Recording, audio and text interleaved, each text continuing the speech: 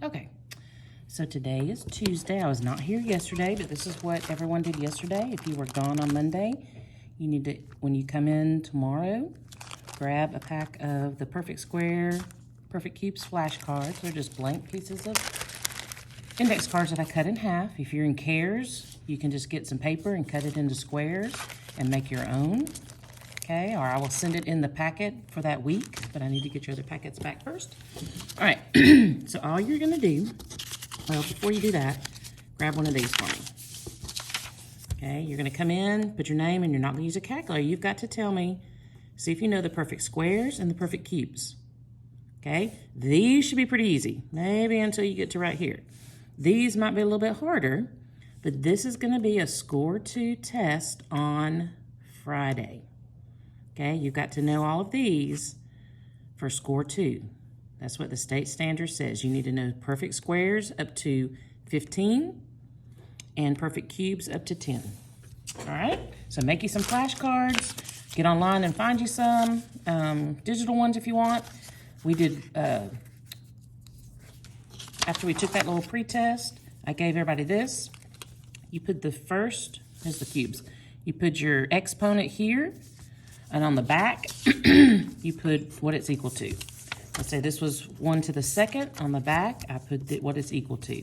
So that helps you learn those different numbers. So we're going to 15 on squares, 10 on cubes. These are the ones you're gonna have to memorize, okay? Because these will be on ACAP, these will be on your CFA for Score 2, but you cannot use a calculator. Okay, no calculator involved. That's why you have to memorize it. Okay? All right, so we did those two things. That'll have to be done at home. We're moving on in class. And then everybody was supposed to do this sheet yesterday. Most people finished. I gave everybody in class a few minutes to finish today. And we went over it. Okay, so I'm just gonna go over it. So if you don't have it, what I would do is get out a piece of paper, write down this and what each part is. Okay, you can pause your video right here, and you can actually, there we go. You can actually write down each of these. And what it's asking is which is the coefficient, which is the base, which is the exponent. So go ahead and pause. If you don't have this sheet, just go ahead and write it down if you weren't here today. And that way you'll be ready to come in tomorrow because we're going to do a little exit entry ticket on this. So you're going to have a little test, a little quiz tomorrow on it. All right. Hopefully you push pause and wrote those down. So here, we learned a long time ago that if I have a variable and there's a number in front of it, that number is called a coefficient. So here's my variable. There's the number in front. So 3 is my coefficient. Okay, 3 is not being raised to an exponent. It doesn't have an exponent by it. 3x does, or the x does, not the 3. Okay, so 3 is just a coefficient. Okay, my base is the number being raised to a power, so that would be x. And the exponent is the actual power it's raised to. All right? Here, my coefficient is -5. I have two different bases. I have an x and I have a y. I have a 3 exponent and a 4 exponent. Okay? Here I have a coefficient of 6. I have a base of x. Now, one thing we need to remember, there is invisible math. We like to do a little magic. All right? We know that if I have an x, there's an invisible 1 in front. Well, guess what? There's an invisible exponent too. There's a 1x. We don't know what x is. We just know there's only 1. And it's raised to the first power. When I raise something to the first power, it just stays the same. That's like our identity property, that if I multiply anything by 1, it stays the same. So if I raise something to the first power, it stays the same.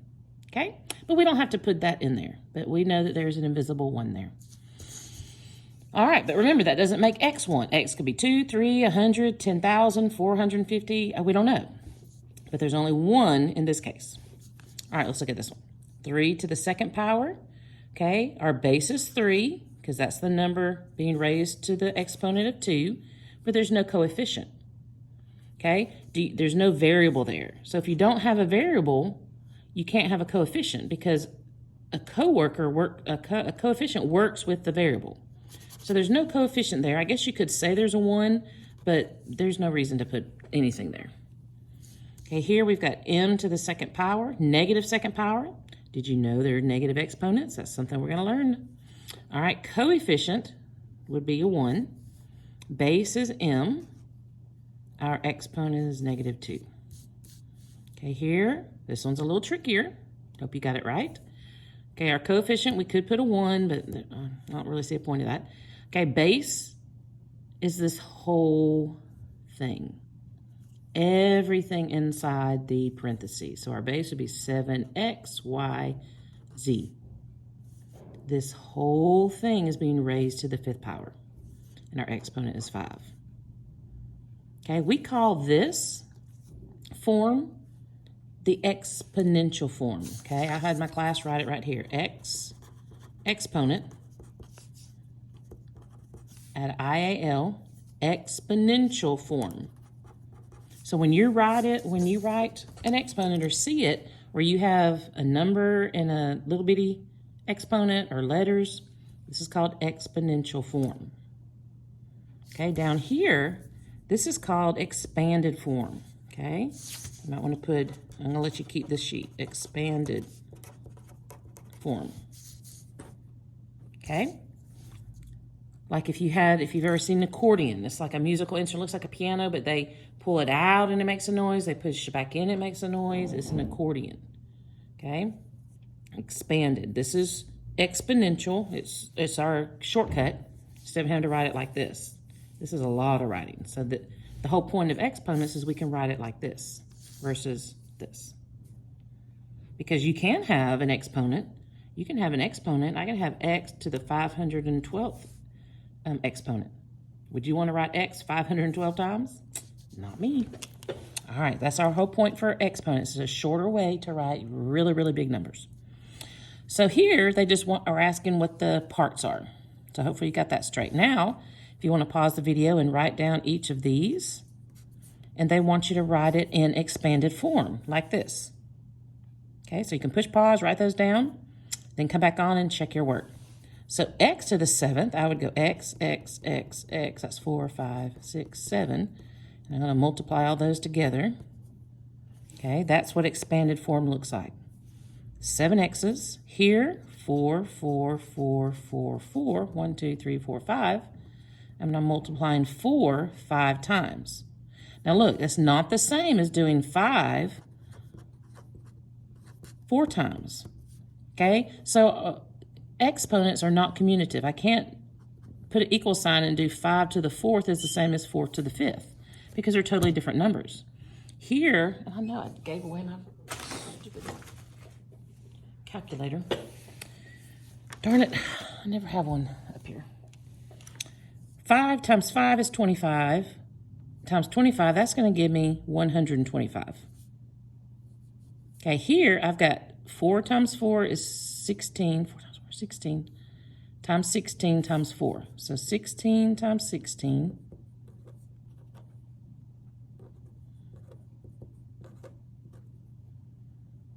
Okay, that's 196 times 4. 4 times 6 is 24.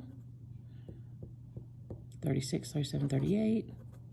4, 5, 6, 784. So you can see that these do not equal each other, so they're not commutative. We can't just switch around the 4s and the 5s, okay? So this one is 4 5 times. This one is going to be 6 times, because that's our coefficient, and then y to the 3rd. Tell me if you did this. Did you do this? All right. This would mean that this would be in parentheses, and we're raising all of it to the 3rd. So if this 6y was in parentheses, if this 6y was in parentheses, this would be correct, but it's not. It's saying 6, that's my coefficient, times y. Now look at this one. This one is in parentheses, so everything inside the parentheses is being multiplied by itself 5 times. So I'm going to go 2x times 2x times 2x times 2x times 2x. Okay? Here I have a y, and then y. Because look, this x does not have an exponent, so it's only one x. This y is the only one with the exponent. Okay, let's look at this one. This has 3x to the squared, so I'm going to do 3 times x, so that's 3, here's my x squared, times y doesn't have an exponent, so it's just one time, times z, 3 times.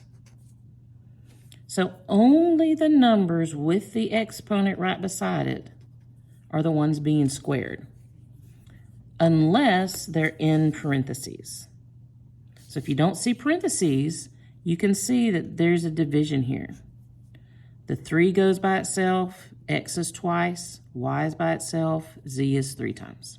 Okay? Now, next one, if you haven't done this, if you don't have the paper, write these down. Push pause while you do. Then hit unpause. We're going to change this from expanded form to exponential form. Okay? So we have 1, 2, 3, 4, 5, 6. So that's going to be x to the 6th power. This is going to be 3y, 1, 2, 3 to the 4th power. This is 1, 2, 3, 4, 5, 6, 7, 8, 2 to the 8th power. Okay, this is 5z 3 times. So I'm going to do 5z in parentheses to the 3rd power. Okay, one thing I need to make you really clear, and I didn't do a very good job on this one. That almost looks like 28, doesn't it? When you're writing your numbers and your exponents, please be very particular that your exponents are teeny. Because I had a lot of kids last year, they would do 5 to the 2nd power, and what does this look like? Looks like 52 to me. So really be careful, especially if you write really big. That it's okay to write your number big, but write your exponent really little so you can really tell a difference. Nobody's going to mistake this for 54, but they might this. See the difference? So be very careful. Okay, this is -2. And then I have 1, 2, 3x. X to the 3rd. No, 4th, I'm sorry. 1, 2, 3, 4. And then y to the 2nd. Okay. Here I have 3 x's, so that's going to be x to the 3rd. I have a y, just one y, and then z to the 3rd. Here, this one's a little trickier. I'm doing this whole expression 4 times. So this whole expression has to go in my parentheses. It's okay to have a exponent inside your parentheses, and we're going to raise that to the 4th power. And we're going to learn tomorrow or the next day how we can simplify that. Okay? All right. Now here we have 8. We only have 1 x, 1 y, 1 w, and 1 z. There are no exponents, so that's just written like that. They're all ones. Okay, hopefully that was easy for you. You should have gotten this in 6th grade, 7th grade, been working with it. So this is what you need to have done before you come back or on Wednesday.